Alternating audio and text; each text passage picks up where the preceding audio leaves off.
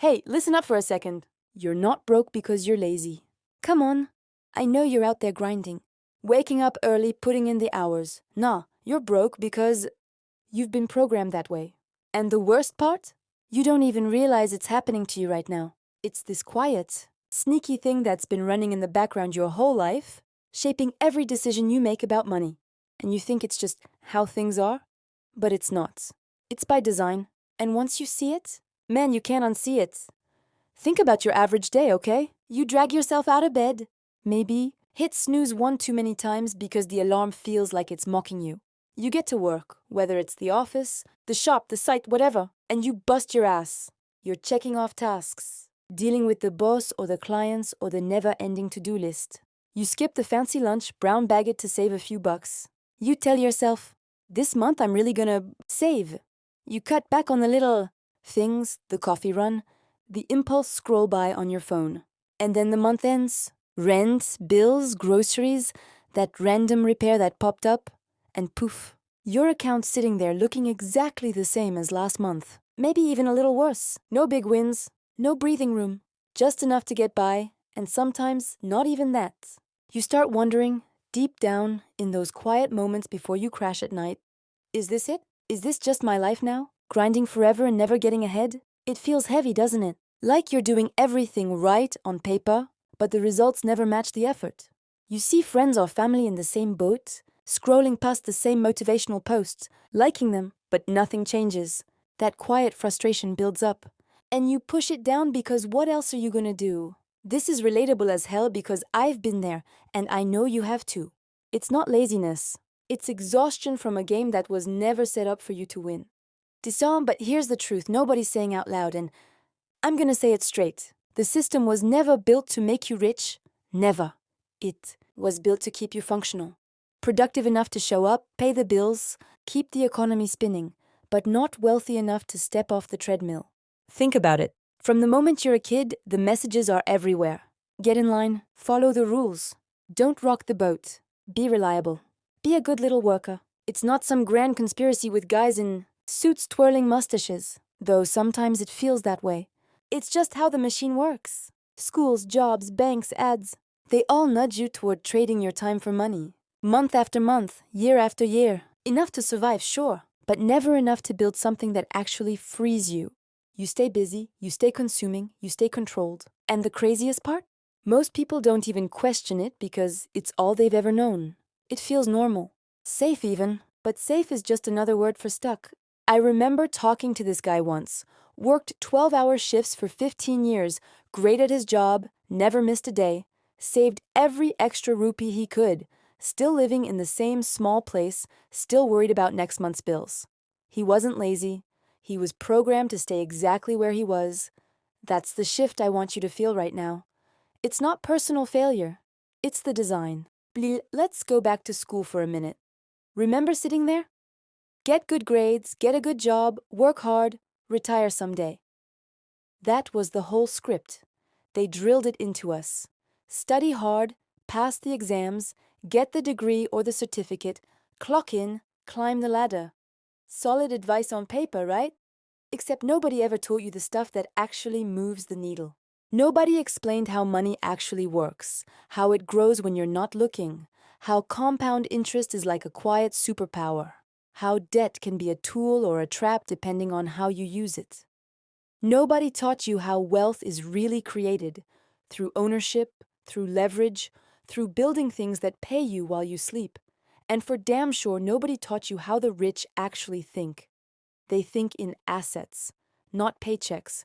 They think in opportunities, not obligations. That's not an accident. That's straight up design. The system needs workers, not owners. It needs consumers who keep spending, not creators who keep building. So they leave those lessons out on purpose. You leave school thinking hard work is the only path, and then you spend the next 20, 30 years proving it doesn't get you where you thought it would. I've seen it play out in so many lives.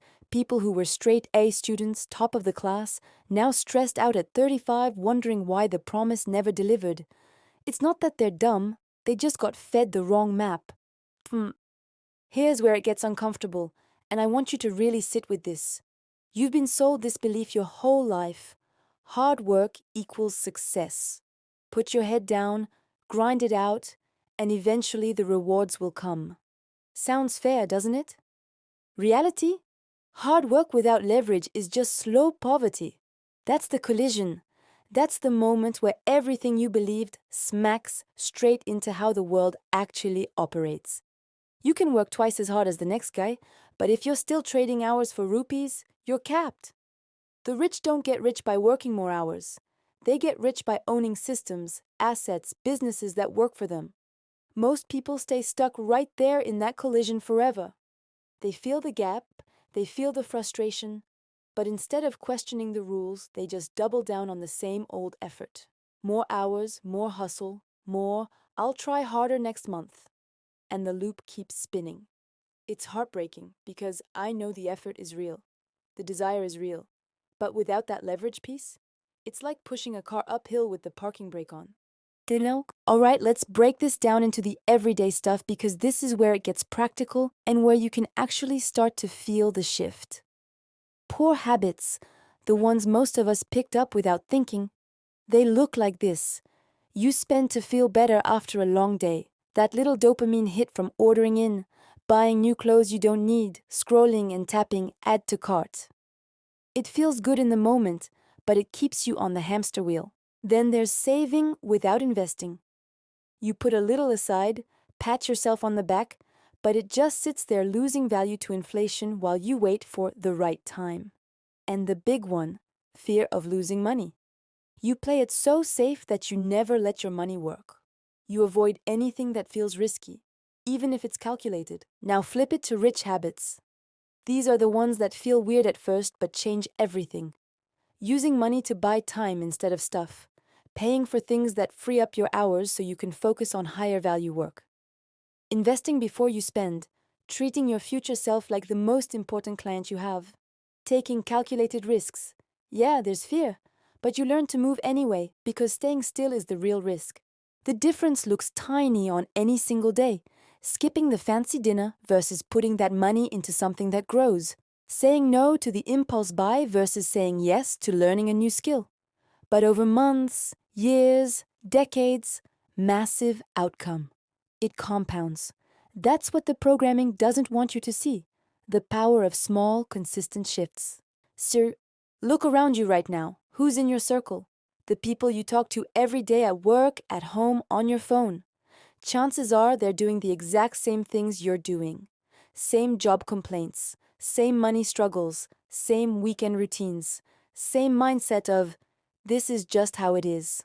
And what happens when you're surrounded by that? You normalize being stuck. It stops feeling like a problem and starts feeling like reality. You don't question the system because everyone around you is swimming in the same water. Nobody's calling it out. It becomes comfortable in a weird way. You trade stories about how expensive everything is, how the government or the bosses or the economy is against us, and you bond over it. But that bonding keeps you exactly where you are. It's the crab mentality, pulling each other back into the bucket. Not because anyone's mean, but because it's familiar. If you start talking about investing or building something different, you get the side eye. Who do you think you are? That environment is powerful. It reinforces the programming every single day unless you consciously choose to change it. This is the part where everything flips, and I get excited every time I talk about it. Wealth isn't about the money first, it's about who you become. It's an identity thing. Poor mindset walks into a situation and immediately asks, can I afford this? It's scarcity talking. It's fear. Wealth mindset looks at the same thing and asks, how do I make this affordable? It's possibility. It's creativity. It's ownership. That one tiny shift in the question you ask yourself changes the entire game. Suddenly, you're not a victim of prices or circumstances. You're the one figuring out the path. You start seeing opportunities everywhere. You stop waiting for permission. You start thinking like someone who already has the result. And yeah, it feels fake at first, like you're pretending. But that's how identity works. You act like the person you want to become until you actually become them. I've watched people make this switch and it's wild. Same job, same starting point, but their whole vibe changes. They carry themselves differently. They negotiate better. They take bigger swings. And the money starts following. It's not magic. It's mindset meeting action. If you're sitting there thinking, okay, I get it, but how the hell do I actually get out? You don't need more motivation. Motivation is temporary. You need a system, a repeatable path that works even when you don't feel like it. Start simple because simple sticks. First, learn one high-income skill, not 10 things. 1. Something that people will actually pay you more for. Copywriting, sales, video editing, coding basics, whatever fits your personality. Put in the reps. Second, invest consistently, even if it's tiny at first. Set up an automatic transfer the day you get paid. Make it boring so you don't have to think about it. Third, stop trying to look rich. That's the trap that keeps people broke, spending to impress people who don't care. Fourth, focus on becoming valuable. The more value you create for others, the more money flows back to you naturally. And the biggest one, start thinking differently every single day. Read the books the rich read. Listen to the conversations the rich have. Surround yourself with proof that it's possible. You don't need a huge windfall. You need to become the kind of person who handles money differently. That's the escape hatch. At the end of the day, money isn't really about numbers in a bank account. It's about control. Control over your time so you're not chained to someone else's schedule. Control over your life so you get to decide what your days look like. Control over your future so you're not scared of what next year brings. Right now, if you're stuck in that same loop, the same paycheck, same worries, same cycle, you don't lack effort. You never did. You lack awareness. Once you see the programming, once you feel that collision, once you decide to shift the identity, that's when the real game begins. You stop being a passenger and you grab the wheel. So here's the real question I want you to sit with today. Are you going to keep playing the system the way it was designed? Or are you finally going to understand it, step outside it, and start building something different? Because once you see it, the programming, the habits, the environment, the identity shift, you can't unsee it. And that moment, that awareness, is where everything changes. Not tomorrow. Not when you have more money. Right now. If this hits you, if you're feeling that little spark, do something with it today. Save this, share it with one person who needs to hear it, or just take one small step toward that high-income skill or that first investment. The system doesn't want you free, but you can choose to be anyway. I'm rooting for you. Now go make it happen.